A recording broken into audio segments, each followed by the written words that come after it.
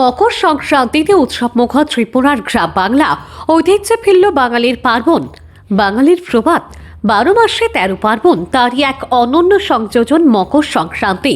এই পার্বণকে ঘিরে রাজ্য জুড়ে, বিশেষ করে ত্রিপুরার গ্রাম অঞ্চলে দেখা গেল উৎসবের আবহ ও চিরাচরিত সংস্কৃতির অনুশীলন। হিন্দু ধর্মাবলম্বীদের কাছে মকর সংক্রান্তি এক বিশেষ তাৎপর্য দিন, যা এখনও গ্রাম বাংলায় অত্যন্ত আন্তরিকতা ও নিষ্ঠার সঙ্গে পালিত হয়।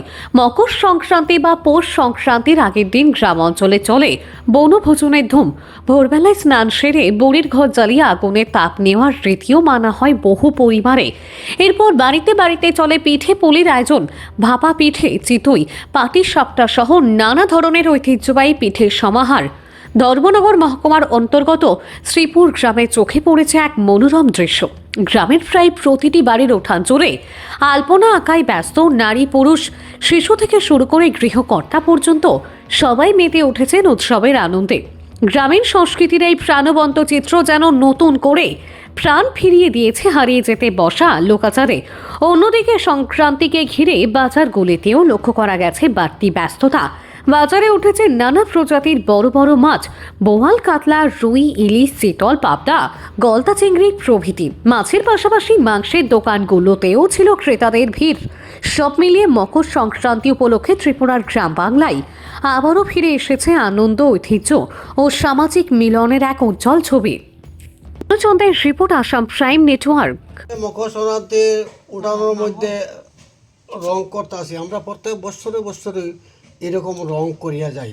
হ্যাঁ, এটা একবার করলে মোটামুটি আমার পুরা বছর যায় গিয়ে, আর করা লাগে না। এটা তো বাঙালির একটা রীতি রেওয়াজ। এই সম্বন্ধে কি কইবেন? এই সম্বন্ধে আর কি কইব আমি আপনারা, এটা তো শুধু সুন্দর পরিষ্কার পরিচ্ছন্নতার জন্য করা হয়। আমরা গ্রামে প্রায় প্রত্যেক বাড়িতেই এরকম আছে, প্রত্যেক বাড়িতেই, মানে কেউ পারেন না, পাক্কা নাই, হয়তো মাটি দিয়ে হইলেও করতেছে, কিন্তু সবাই টুকটাক যদ্দূর পারে চেষ্টা করে সুন্দর সংক্রান্তি উপলক্ষে। আর এই মকর সংক্রান্তি উপলক্ষে। আর কে কে করতেছেন আপনারা এখানে? আমরা তো এখানে আমরা পরিবার, আমার ছেলে, আমার পরিবার, আমরা তিনজন হই।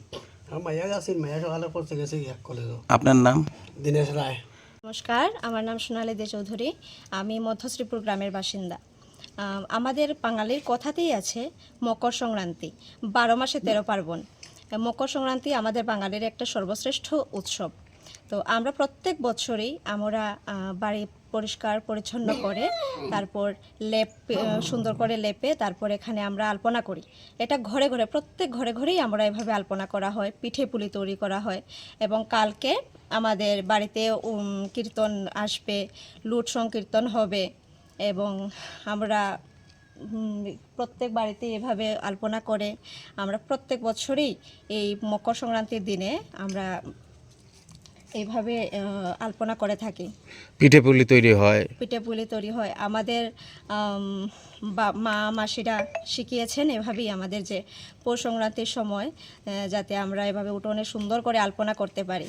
এবং মানে এই আধুনিক যুগেও যে এরকম চলছে, এই সম্বন্ধে কি বলবেন? আধুনিক বলতে আমাদের মা মাসি সবাই আমাদের এভাবেই শিখিয়েছেন, যাতে পৌষ সংক্রান্তির সময় আমরা যাতে নতুন বিভিন্ন ধরনের পিঠেপুলি তৈরি করতে পারি এবং উঠোনে সুন্দর সুন্দর করে আলপনা দিতে পারি। এটা আমাদের বাড়ির মানুষের থেকেই শেখা, এবং এটা আমাদের প্রত্যেক বাড়িতেই মানে চিরাচরিত প্রথাটাকে বাঁচিয়ে রাখতেই শেখা। হ্যাঁ হ্যাঁ, চিরাচরিত প্রথাটাতেই বাঁচিয়ে রাখতে আমাদের, মানে এইসব সব কিছুই আমাদের এই অকেশনের জন্যই তৈরি করা। বাঙালি প্রত্যেক বছরও আমরা সংক্রান্তির সময় আলপনা দেই। এটা আমরা বাঙালিদের ১২ মাসে ১৩ পার্বণ।